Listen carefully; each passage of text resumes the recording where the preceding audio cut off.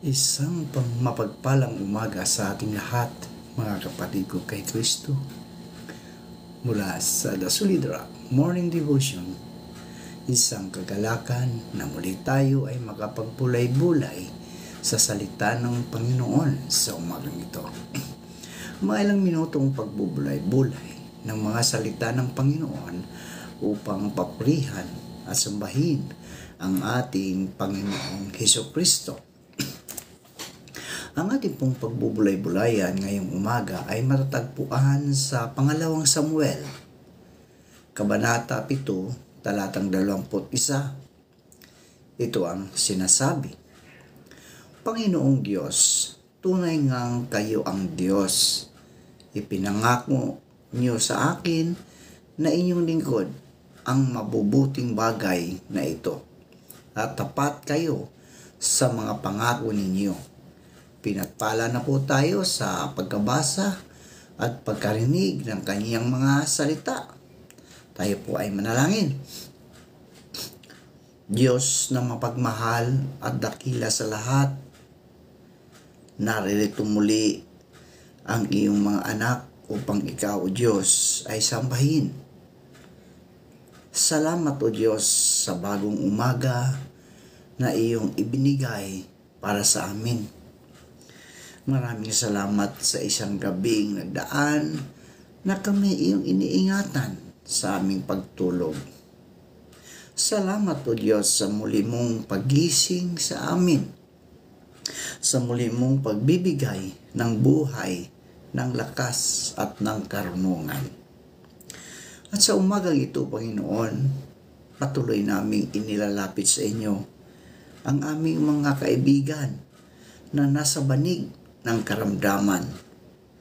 Karamdaman na katulad ng diabetes, hypertension, ubo, sipon. Lalong-lalong na ngayon, Panginoon, ay lumalaganap ang sakit ng dengue. Lord, abutin mo po ang mga kaibigan namin ito, mga kapatid namin ito sa pananampalataya, upang sila, o Diyos, ay magkaroon ng kagalingan sa mga karamdamang kanilang kinaharap. Lord, salamat sa patnubay na iyong ibinigay sa bawat isa. Ibalik mo ang lakas na nawala dahil sa karamdamang ito, Panginoon. Gayon din po, Panginoon, patuloy naming inilalapit sa inyo ang aming mga kaibigan na magsisipasok sa kanilang mga trabaho.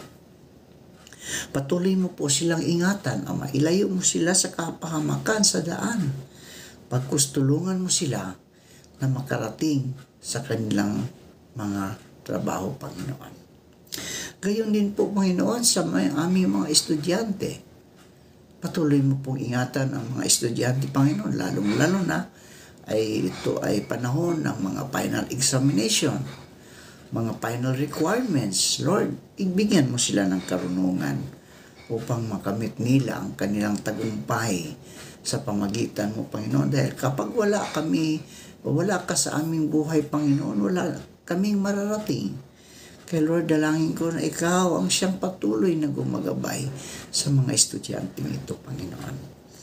Bigyan mo sila ng karunungan upang magawa nila ang lahat ng kanilang mga requirements, Panginoon. Gayon din po, Panginoon, patuloy namin inilalapit sa inyo ang aming mga kaibigan, mga kapatid sa pananampalataya na nasa ibang bansa. Nagtatrabaho, O Diyos, ang mga OFW. Patuloy mo silang ingatan sa ibang bansa, O Diyos. Ilayo mo sila sa anumang kapahamakan. Bagkus proteksyonan mo sila sa lahat ng panahon ng kanilang mga buhay sa ibang bansa. Panginoong Hesus, patuloy ko rin tinataas sa inyo ang aming mga kababayang mga matatanda na, mga senior citizen. Ilayo mo po sila sa anumang mga karamdaman, O Diyos. Bagkus proteksyonan mo sila sa mga karamdaman. Pagpalain mo po sila, Panginoon.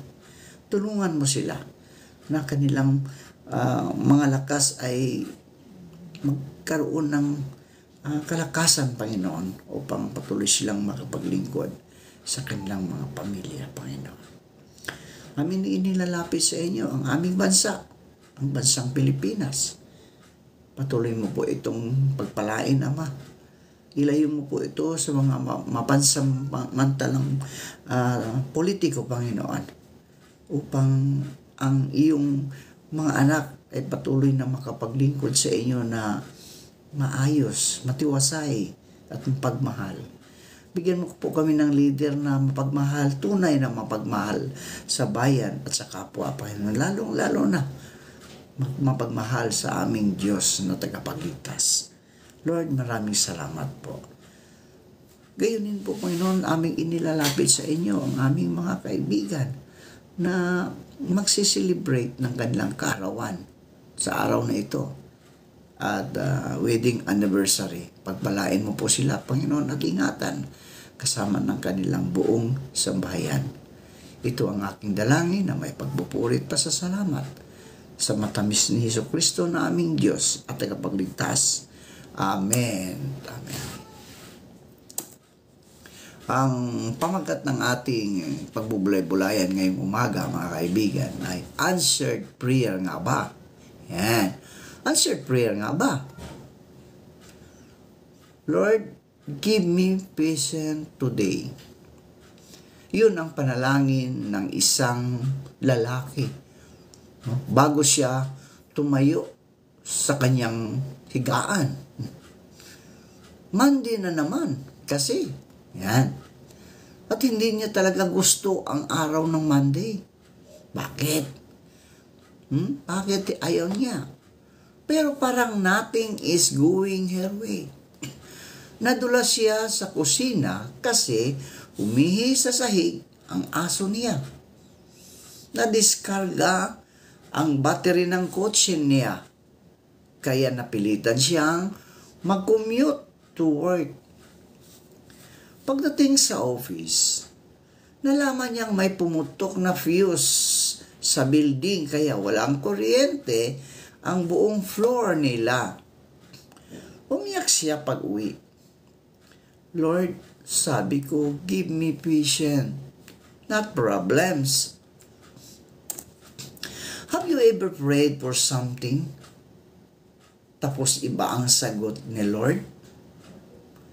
Nanghingi ka ng financial na tulong? Biglang may required na OT sa work or overtime sa work? Gusto mong maging mas loving? Biglang nag-message yung kinaiinisan mong pinsan para mangutang. You ask God to heal your broken heart. Biglang tumawag ang ex mong ng ghost sa iyo. Nakakapikon minsan ang sense of humor ni Lord, no? Imbis na tulungan ka, parang mas pinapalala pa niya ang sitwasyon. Pero mga kaibigan, ayon sa Jeremias, Kabanata 29, talatang 1, malinaw na alam ng Panginoon ang mga plano niya para sa atin. Mga planong hindi natin ikakasama, kundi para sa ating ikabubuti. At tapat siya sa kanyang mga pangako. He has promised good things to His servants, ayon sa pangalawang Samuel. And He will make good on those promises. Yung overtime sa work, kaibigan. Diba? Yung overtime sa work. Para ito tapusin ang isang project na magdadagdag sa one year end bonus natin. Yung pangungutang mo ng pinsan o pangungutang ng pinsan sa iyo. Way ito para maging generous at to express God's love by sharing God's message of salvation. At yung pagtawag ni X, it's to ask forgiveness for breaking your heart.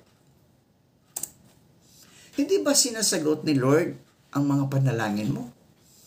Think back to all that has happened to you. Lahat ng unexpected blessings, mga kaibigan ko. Mga pagkakataon na na-taste ang fruits of the Holy Spirit na nasa iyo. Chances are, God has answered your prayers. Kailangan mo lang tingnan mabuti, mga kaibigan ko, kung paano niya sinasagot ang mga panalangin mo. Ngayon, ito ang hamon, mga kaibigan. Ang panalangin ay kasama natin sa ating pang-araw-araw na buhay. Sa pamagitan ng panalangin, mga kaibigan, ang mga kalungkutan at alalahanin sa ating mga puso ay unti-unting nawawala, napapalitan ng kapayapaan at kagalakan. Sa pamagitan ng panalangin, sa tuwing nahaharap tayo sa kabiguan o dagok, binibigyan tayo ng Diyos ng pananampalataya at lakas na nagpapalakas sa ating espiritu. Ang mga pakinabang na dulot ng panalangin sa atin, mga kaibigan ko, mga mahal kong kaibigan, ay talagang napakalaki. Gayunpaman, bakit nararanasan ng ilang tao ang mga pakinabang na ito pagkatapos manalangin? Habang ang iba ay hindi nakakatanggap ng tugon ng Diyos. Tingnan natin ang sinasabi ng Panginoong Hesus. Yamang talastas ng inyong Ama sa kalangitan na kinakailangan ninyo ang lahat ng mga bagay na ito.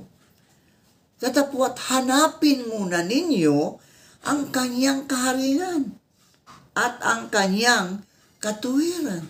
Seek ye first the kingdom of God and His righteousness, and all these things shall be added unto you. Diba? At ang lahat ng mga bagay na ito ay pawang idaragdag sa inyo. Mga kaibigan ko, huwag nating kalilimutan, huwag nating panghihinayangan, o huwag nating ikakapagod ang pananalangin at pakikipag-usap sa ating Panginoong Hesukristo. Dahil iyan ay daan upang tayo ay bigyang ng Panginoon ng pagpapala. Pagpapalang kalakasan, unang-una mga kaibigan, wala tayong karamdaman. Pagpapalang pinansyal at pagpapalang espiritual. Sabi nga, di ba? Seek ye first the kingdom of God and His righteousness, and all these things shall be added unto you. Oh, di ba? Unahin muna natin si Kristo bago ang lahat. So, bago tayo pumasok sa ating mga trabaho, mga kaibigan, magbubulay-bulay muna tayo. Manalangin tayo upang gabayan niya tayo sa ating paglalakbay patungo sa trabaho, at sa trabaho bigyan tayo ng karunungan ng Diyos upang maayos ang ating pagtatrabaho. Bigyan tayo ng pasensya. Lalong-lalo na kung ikaw ay nagmamaniho ng sasakyan. Ang pasensya ay ibibigay ni Lord kung tayo, mga kaibigan, ay humihingi nito. Ibibigay niya yon. Ibibigay niya. Sasagutin ka ng iyong mga panalangin, kaibigan.